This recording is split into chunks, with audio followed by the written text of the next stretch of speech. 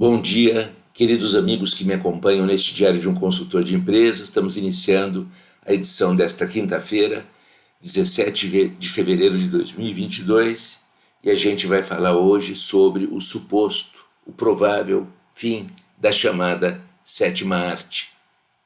Num artigo carregado de emoção e fortes sentimentos, Martin Scorsese, apontado em pesquisa como o nono maior diretor de cinema de todos os tempos, de certa forma, faz uma espécie de necrológio para a chamada sétima arte, o cinema.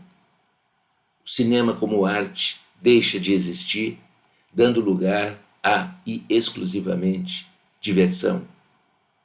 Scorsese nasceu no Queens, Nova York, no dia 17 de novembro de 1942.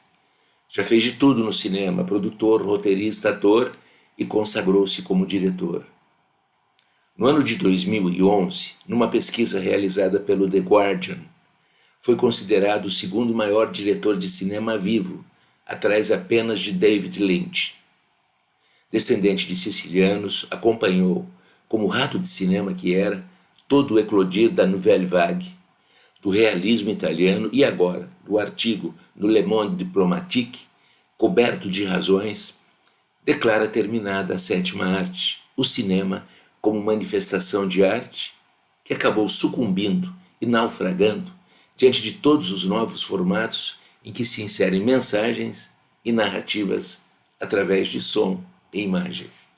No final do seu artigo, onde finaliza seu diagnóstico, talvez autópsia, Scorsese diz o seguinte, aspas, tudo mudou. Tanto o cinema quanto a importância que lhe é dada em nossa cultura.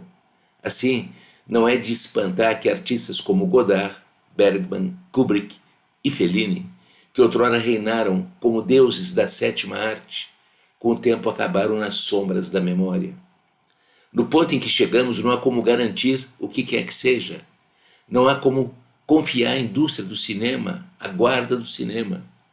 Hoje deixa de existir o cinema e prevalece o divertimento visual. O verdadeiro cinema, obra de arte, é esmagado e desaparece nas plataformas de streaming. Assim, só nos resta reprocessar e redefinir nossas emoções, o que é cinema e o que não é cinema, e rever a obra, por exemplo, de Federico Fellini, por ser um ótimo exercício. Pode-se dizer muitas coisas sobre seus filmes, mas uma coisa é certa, seus filmes são cinema.